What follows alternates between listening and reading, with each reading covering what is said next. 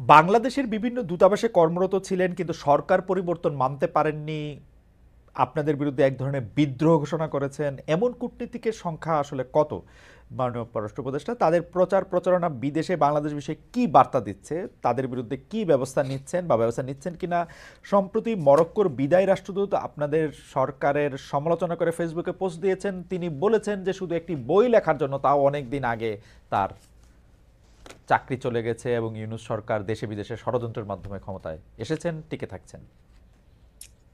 আসলে আপনি যে এইরকম কতজন যদি বলেন তাহলে উনি একমাত্র উনি একমাত্র এই কাজ করেছেন। আমি আশা করি যে প্রফেশনাল কোনো ডিপ্লোম্যাট এরপরে এই কাজ করবে না, আর কেউ। তারপরে আমাদেরকে অবশ্যই চোখ কান খোলা রাখতে হবে। উনি যে করেছেন এটা আপনাকে আমি এটুকু বলতে পারি যে উনি আহ, চলে যাওয়ার 3 সপ্তাহ আগেও একজন উপদেষ্টার কাছে তদবির করেছেন যে তাকে যেন অন্য কোথাও পোস্টিং দেওয়া হয়। হুম। সবচেয়ে বড় কথা, তাকে কিন্তু চাকরিচ্যুত করা হয়নি। হুম। তাকে চাকরিচ্যুত করার পরে যে উনি এটা করেছেন তা না, অথবা যে উনি যে রিজাইন করেছেন তাও না। বিষয়টা হচ্ছে যে উনি কিন্তু আহ, স্বাভাবিকভাবে তাকে ঢাকায় বদলি করা হয়েছে। সরকার যে কাউকে যে কোনো সময় বদলি করতে পারে। তাকে ঢাকায় বদলি করা হয়েছে, উনি দায়িত্ব ত্যাগ করেছেন নিয়ম অনুযায়ী, টিএডিএ নিয়েছেন, এবং তারপরে উনি ঢাকায় না এসে কানাডাতে গিয়ে এই কথাগুলি বলছেন। এটা স্পষ্ট কারণ হচ্ছে যে উনি আসলে কানাডাতে আশ্রয় নিতে চান। এবং এখানে একটু ছোট্ট তথ্য আমি অ্যাড করে রাখি। ওনার স্ত্রী এবং এক সন্তান আজকে থেকে 2 বছর আগে, হুম। 2 বছর আগে সবুজ পাসপোর্ট নিয়ে কানাডায় অবস্থান করছেন, তার সাথে না। হুম। তার মানে আসলে তার পরিবার ওখানে রিলোকেট করার ব্যবস্থা উনি 2 বছর আগে থেকেই করছেন। হুম। তারই পরম্পরায় আমি মনে করি যে এখন যাতে সহজে উনি আশ্রয় পেতে পারেন, এই জন্য উনি দেশের বিরুদ্ধে এরকম একটি জঘন্য মিথ্যাচার করেছেন। এরকম সংখ্যায় মানে আপনাদের মানে উনাকে আপনি একমাত্র বলছেন। আমি আমি আমি পরবর্তী প্রসঙ্গের মধ্যে যাই, যে আপনি জানেন যে গত মাসে ডোনাল্ড ট্রাম্প একটা $29 মিলিয়ন একটা কথা বলেছিলেন। আপনি খুবই কূটনৈতিক ভাষায় শব্দ চয়ন করে তাকে ঠিক মিথ্যাবাদী না বলে আপনি বলেছিলেন যে কথার সত্যতা আপনি পান নাই।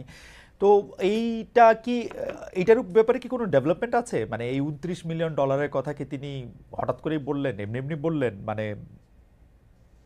এইটা কেন, কেনই বা বলতে যাবেন? বাংলাদেশ তো আসলে ডোনাল্ড ট্রাম্পের জায়গা থেকে দেখলে 186 বা 210টা দেশের একটা, মানে এই দেশ সম্পর্কে আবার একটা $29 মিলিয়ন, এটা উনি কেন বলতে যাবেন? মানে এর পিছনে কি কারণ? দেখুন, দেখুন, প্রেসিডেন্ট ডোনাল্ড ট্রাম্প কেন কোন কথা বলেছেন এটা বিচার করার যোগ্যতা আমার নেই। হুম। হুম।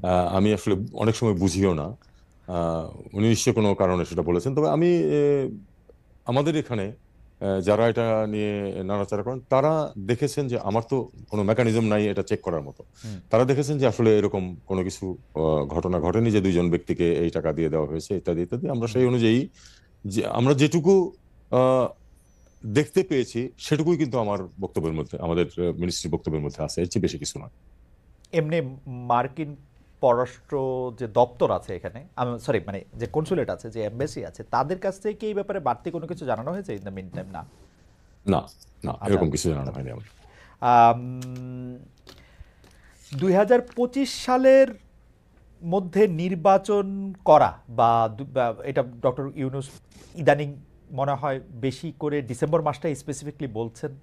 এর আগে বড়জোর জুন মাস পর্যন্ত আমরা শুনেছিলাম। এর জন্য কি আন্তর্জাতিক চাপ রয়েছে আপনাদের উপর? আন্তর্জাতিক, বিশেষ করে যুক্তরাষ্ট্র, ইউরোপীয় ইউনিয়ন কি নতুন প্রশ্নের গণতান্ত্রিক বৈধতা নিয়ে প্রশ্ন তুলতে পারে? মানে সরকার এমন চাপের মুখে পড়লে তারা, মানে আপনারা যদি ইলেকশনটা না করতে পারেন, মানে আসলে কেউ কেউ বলছেন যে আপনারা কিছু সংস্কার করবেন, সংস্কারটা শেষ করে তারপর ইলেকশনে যাবেন। কেউ কেউ বলছেন না, 2025-এর মধ্যে ইলেকশন হবে। আপনি কি 2025-এর মধ্যে ইলেকশনটা হবে এরকম দেখতে পান, এবং এর জন্য কোনো আন্তর্জাতিক চাপ আপনাদের রয়েছে কিনা?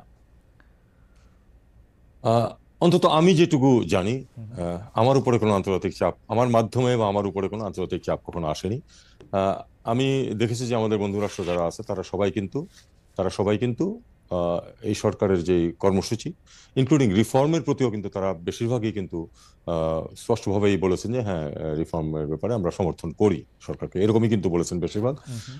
কাজেই আমি মনে করি যে আন্তর্জাতিক চাপ আছে, বিষয়টা হচ্ছে আমাদের অভ্যন্তরীণ, এবং আমাদেরকে অভ্যন্তরীণ বাস্তবতার ভিত্তিতেই কিন্তু সিদ্ধান্ত নিতে হবে, যেটা প্রফেসর ইউনূস অবশ্যই নেবেন সেই সিদ্ধান্ত। আমি নিচে আমার নিজের অবস্থান থেকে আমি আসলে বলতে পারবো না যে কবে নির্বাচন হবে, কারণ এটার জন্য আরো অনেকে জড়িত আছেন এর মধ্যে, এবং চূড়ান্ত সিদ্ধান্ত তো অবশ্যই প্রফেসর ইউনূস নেবেন।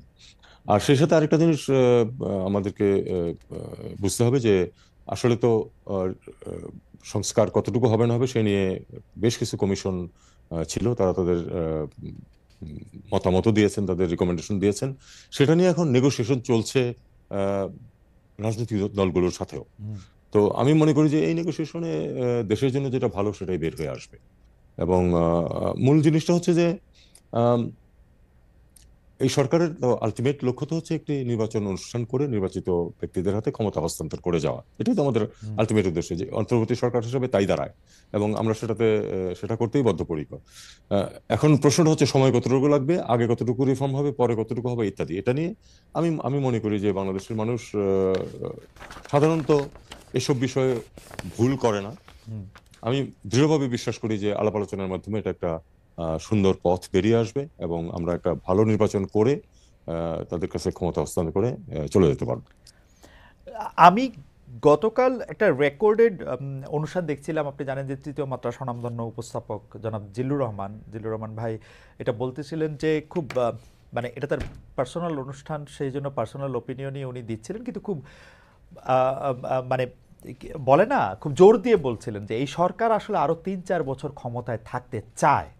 কেন এই সরকার ৩-৪ বছর ক্ষমতায় থাকতে চান সেটা তার ব্যাখ্যার জায়গায় আমি না গেলাম, যে উনি এটা বলছেন যে ৩-৪ বছর তাদের আসলে আর কিছু জিনিস দরকার, তাদের ক্ষমতা থাকতে হবে। আপনারও কি এরকম মনে হয় যে ক্যাবিনেট মেম্বার আপনারা কি আসলে আরো ৩ বছর থাকলে দেশের বা আপনাদের ভালো হবে এরকম মনে করেন? এটা খুব থিওরিটিক্যাল প্রশ্ন হয়ে গেল। জিল্লুর রহমান কেন এটা বলেছেন সেটা উনি বলতে পারবেন, এটা তো আমি বলতে পারবো না। আম, প্রশ্নটা খুব থিওরিটিক্যাল হয়ে গেল। হুম। আমি এরকম থিওরিটিক্যাল প্রশ্নে যেতে চাই না। আসলে আমার কথা হচ্ছে যে আলাপ আলোচনার মাধ্যমে বেরিয়ে আসবে যে কত তাড়াতাড়ি নির্বাচন করা সম্ভব, এবং সেটাই আমাদের এই সরকারের লক্ষ্য বলে আমি মনে করি। আহ, একটু রোহিঙ্গা প্রসঙ্গে আসি, যে ভবিষ্যতে রোহিঙ্গাদের ফেরত পাঠানো সম্ভব করতে বাংলাদেশ ও মিয়ানমারের মধ্যে জাতিসংঘের যেটা মানবিক করিডোর আর আরাকান আর্মির সঙ্গে সংলাপের বিষয়ে আপনি আমাদের কিছু বলবেন কিনা? আরসাব প্রধানকে যে গ্রেপ্তার করা হলো, তার সঙ্গে এর একটা সম্পর্ক রয়েছে কিনা? দেখুন, আপনারা জানেন যে মিয়ানমার বা রাখাইন পরিস্থিতি কিন্তু অত্যন্ত জটিল আকার ধারণ করেছে। জটিল আকার ধারণ করেছে এই কারণে যে আমরা অত্যন্ত ধৈর্যের সাথে, আমি মনে করি যে ধৈর্যটা একটু হয়তো বেশি হয়ে গেছে আমাদের। আমরা অত্যন্ত ধৈর্যের সাথে দীর্ঘদিন ধরে কিন্তু মিয়ানমারের মিলিটারি সরকারের সাথে, এবং তার আগে আধা মিলিটারি সরকারের সাথে কিন্তু আমরা আলাপ আলোচনা চালিয়ে যাচ্ছিলাম এই লোকগুলিকে, এই অত্যন্ত হতভাগ্য মানুষগুলিকে যেন তাদের স্বাভাবিক জীবনযাত্রায় ফিরিয়ে দেওয়া যায়, তাদের দেশে গিয়ে তারা তাদের জীবনযাত্রা নির্বাহ করতে পারেন। ফলাফল এ যাবৎ শূন্য।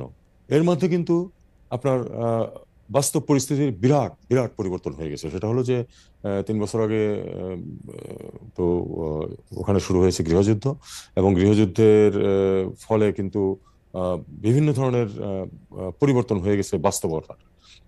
বাস্তব পরিস্থিতিতে এখন ধরুন মোটামুটি রাখাইন রাজ্য, যেটার সাথে বাংলাদেশের সীমানা আছে, রাখাইন রাজ্যের সীমানা কিন্তু অরিজিনালি শুধু বাংলাদেশের সাথে আছে, ভারতের সাথে নেই। কিন্তু তারা আবার খানিকটা পালেতোয়া এবং চীন রাজ্যের খানিকটা দখল করে ভারতের সাথে একটি যোগাযোগ স্থাপন করে নিয়েছে আরাকান আর্মি। আরাকান আর্মি এখন অলমোস্ট সম্পূর্ণ নিয়ন্ত্রণ আছে। বম্বিং হচ্ছে উপর থেকে, তাতে করে মানুষের যন্ত্রণা বাড়ছে, কিন্তু তাতে করে কিন্তু আরাকান আর্মির নিয়ন্ত্রণ কিন্তু শিথিল হয়নি এই রাজ্যের উপর।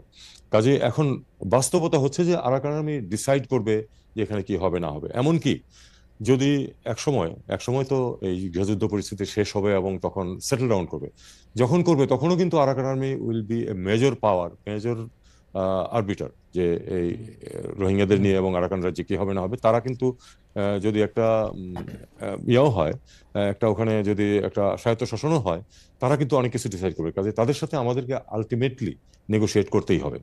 তবে যেহেতু যেহেতু তারা একটা নন স্টেট অ্যাক্টর, একটা রাষ্ট্র হিসেবে আমাদের পক্ষে, আর বিশেষ করে যেহেতু আমরা এখনো কেন্দ্রীয় সরকারকে তো স্বীকার করি, কাজেই তাদের সাথে আমরা আলাদাভাবে অফিসিয়ালি কোনো যোগাযোগ করা আমাদের পক্ষে সম্ভব না। তবে আমি জানি যে আহ, সরকারের বাইরে বিভিন্ন ধরনের তৎপরতা হচ্ছে যে একটা কিছু ব্যবস্থা করা। না, এখানে একটি প্রশ্ন, যেমন বর্ডারে কিন্তু কিছু যোগাযোগ সবসময় আছে, কারণ বর্ডারে ম্যানেজমেন্ট করতে গিয়ে অনেক সময় তাদের সাথে কিছু যোগাযোগ আমাদের করতে হয়, সেটা আমরা নিম্ন পর্যায়ে করে থাকি। আর আরেকটা বিষয় যেটা আপনি বলছিলেন যে করিডোরের প্রশ্ন, করিডোরের প্রশ্নে আমাদের যেটা অবস্থান সেটা হচ্ছে যে করিডোর দিয়ে যে মালামাল যাবে সেটার বিতরণটা কিভাবে হবে, এটা একটা খুব গুরুত্বপূর্ণ প্রশ্ন। এই জন্য যে আমরা এখনো দেখছি না যে আরাকান আর্মি রাখাইনদেরকে এবং রোহিঙ্গাদেরকে যারা ওখানে আছে তাদেরকে একইভাবে ট্রিট করছে, তারা করছে না। তাদের অ্যাট্রোসিটিজ এগেইনস্ট দ্য রোহিঙ্গাস কিন্তু চলমান ছিল, অন্তত এই মুহূর্তে হয়তো নাই, এই মুহূর্তে হয়তো নাই, কিন্তু ছিল। এবং যার ফলে কিন্তু অন্তত 80,000 রোহিঙ্গা কিন্তু এই তারা রাখাইনের দখল নেওয়ার পরেও বাংলাদেশে প্রবেশ করেছে। তো এটা আমরা তো চাই না যে এটা ঘটতে থাকুক। এখন যদি সিম্পলি এই ত্রাণ সামগ্রী তাদেরকে দিয়ে দেওয়া হয়নি গিয়ে আরাকান আর্মির হাতে, তারা এতটা বিশ্বাস এখন অর্জন করতে পারেনি যে তারা এটা সঠিকভাবে বিতরণ করবে। আমরা আশঙ্কা করি যে এটা যদি হয় তাহলে তারা সেটা রাখাইনদেরকে দেবে, রোহিঙ্গাদেরকে ডিপ্রাইভ করবে, যাতে করে এটা উইপন অফ ওয়ার হিসাবে কিন্তু এটা ব্যবহারের একটা সম্ভাবনা আছে। আমরা সেটা চাই না। আমরা চাই যে যদি এখান থেকে কোনো সরঞ্জাম ইউএনএইচসিআর এর মাধ্যমে যায়, ইউএনএইচসিআর কে তার উপর তার ডিস্ট্রিবিউশন প্রসেসের উপর নিয়ন্ত্রণ থাকতে হবে। নিয়ন্ত্রণ কমপ্লিট না হোক, অন্তত পাশাপাশি নিয়ন্ত্রণ থাকতে হবে, যাতে সবাই এটার ভাগ পায়। আপনি আসলে মানে আমি প্রশ্ন করার আগেই আপনি মোটামুটিভাবে পুরোটা বিষয়ই আপনি ব্যাখ্যা করেছেন, কিন্তু আমার এটা খুবই কৌতূহল লেগেছে যে জাতিসংঘের মহাসচিব যখন এখানে আসলেন, সঙ্গে আপনিও ছিলেন, আমি তাকে ইংরেজি ভাষাতেই কোট করি, তিনি যখন এটা বলতেছেন যে the Arakan Army is an entity with which I believe a necessary dialogue must take place. আমাদের সাথে বাংলাদেশের সাথে আরেকটা দেশের কূটনৈতিক সম্পর্ক রয়েছে এখনো, মানে কূটনৈতিক সম্পর্ক বলতে আমি যদি বলি ওই সরকারটাকে আমরা সরকার হিসেবে স্বীকৃতি দিচ্ছি, যেটা আপনি বলতেছেন, সেইখানে ওইখানকার বিদ্রোহী একটা গ্রুপের সাথে ডায়লগ হবে, সেটা জাতিসংঘের মহাসচিব বলছেন, আমাদের দেশে এসে আপনি সেখানে উপস্থিত আছেন। এইটার একটা মানে মানে এইটা আপনার একটা কূটনৈতিকভাবে এটার আপনার একটা জবাবদিহি করতে হবে না? মানে এমনিতেই ওরা আমাদের কথা শোনে না, তার মধ্যে মানে এইটা একটু পুরোটা নিয়ে চলে যাওয়া না, মানে মানে অল ইন হইল না এটাতে? মানে আপনার কি মনে হয়? না, দেখুন দেখুন আমরা কোনো জাম্প করব না কোনো সিদ্ধান্তে, আমরা কোনো জাম্প করব না। তবে এই বিষয়টা আমরা উপলব্ধি করি যে আলটিমেটলি আমাদেরকে অবশ্যই আরাকান আর্মিকেও ইয়াতে হিসাবে নিতে হবে এবং তাদের সাথে নেগোশিয়েট করতে হবে। আমাদের কোন স্টেজে করব সেটা আমাদের একটা সিদ্ধান্তের প্রশ্ন আছে। এটাকে বাস্তবতাকে স্বীকার করেছেন, আমরা জানি যে জাতিসংঘ ইউএন মহাসচিব। সেক্রেটারি জেনারেল, জি। হ্যাঁ, সেক্রেটারি করেছেন। সেটা উনি করতেই পারেন, কারণ উনি তো আসলে উনিও তো চান যে সমস্যাটা সমাধান হোক। সমস্যার সমাধান আসলে শুধু কেন্দ্রের সাথে নেগোশিয়েট করে ফাইনাল হবে না, এটা আমরা জানি, কারণ বাস্তবতা পরিবর্তন হয়ে গেছে। ওকে। আমার আসলে চীন নিয়ে একটা প্রশ্ন করতে হবে, যে এইটার ক্ষেত্রে চীনের মানে মাননীয় প্রধান উপদেষ্টা চীন সফরে যাচ্ছেন, এটার সাথে আসলে চীনে এটার নিয়ে কথা হবে কিনা, এইটার বা চীনের সফরে এটার মধ্যে থেকে গুরুত্ব পাবে কিনা, কারণ আরাকান আর্মির সহায়তাটা মূলত চীন থেকে আসে, আবার মিয়ানমার সরকারের সঙ্গেও চীনের একটা সম্পর্ক রয়েছে। এটা বিষয়ে কি আপনি কিছু বলবেন? কারণ চীন নিয়ে আমাদের আরও প্রশ্ন রয়েছে আর কি, এইটাতে কিছু বলবেন হ্যাঁ, কিনা? না, এটা আমি বলবো এই কারণে যে আপনি বলেছেন যে দুই পক্ষের সাথে চীনের সম্পর্ক আছে। এটা একদিক দিয়ে আমাদের জন্য সুবিধাজনক, এই জন্য যে আমরা যদি কোনো কিছু আসলে সত্যিকারের সমাধানটা যেটা চাই, সেটাতে চীন বেশ গুরুত্বপূর্ণ ভূমিকা রাখতে পারে। কারণ চীনের সাথে যেহেতু দুই পক্ষেরই যোগাযোগ আছে এবং দুই পক্ষই অনেকাংশেই চীনের উপর নির্ভরশীল, আমরা অবশ্যই চীন আমাদের বন্ধু রাষ্ট্র, আমরা চাইবো যে তারা আমাদেরকে সহায়তা করুক। আমরা আশা করব যে এই সমস্যার সমাধানে চূড়ান্ত বিচারে চীন একটি ইতিবাচক ভূমিকা রাখবে। একটি প্রশ্ন দর্শকরা অনেকবার করছেন, সেজন্য প্রশ্নটা করা, সেটা হচ্ছে যে পররাষ্ট্র সচিব, আপনার পররাষ্ট্র সচিব যিনি আছেন, বলা হচ্ছে যে তিনি আওয়ামী লীগের লোক বা অন্য কোনোভাবে, এই ব্যাপারটা আপনি আসলে শুনেছেন কিনা, দেখেছেন কিনা? পররাষ্ট্র সচিবের নিয়োগের ক্ষেত্রে আপনার কোনো পছন্দ ছিল কিনা, আছে কিনা? দেখুন, পররাষ্ট্র সচিবের নিয়োগে পররাষ্ট্র উপদেষ্টার কোনো পছন্দ থাকবে না, এটা তো হতে পারে না। এটা খুবই স্বাভাবিক। পররাষ্ট্র সচিব অবশ্যই আমি আমার পছন্দের ব্যক্তি বলেই এবং আমি তাকে যোগ্য বলে মনে করি বলেই তিনি এই পদে আসীন হয়েছেন। আর একটা কথা আমি আপনাকে বলি, যে কেউ যে কোনো অবস্থানে ঢুকলেই এখন তো যেহেতু সোশ্যাল মিডিয়া খুব অ্যাক্টিভ, মুহূর্তের মধ্যে তার বিরুদ্ধে বিভিন্ন ধরনের বিষোদ্গার চলতে থাকে, কিছু সত্য কিছু মিথ্যা, কিছু এর মাঝামাঝি। তো আহ, আমাদেরকে এটা এভাবেই দেখতে হবে। হয়তো অন্য কাউকে পররাষ্ট্র সচিব হিসাবে দেখতে কারো ইচ্ছা ছিল, তিনি হয়তো সন্তুষ্ট হননি, তিনি এটা বলতেই পারেন। তবে আমি এটুকু বলি যে উনি তার দায়িত্ব সঠিকভাবে পালন করছেন, এবং উনি আওয়ামী লীগের লোক কোট আন কোট এরকম কোনো প্রমাণ আমার কাছে নেই।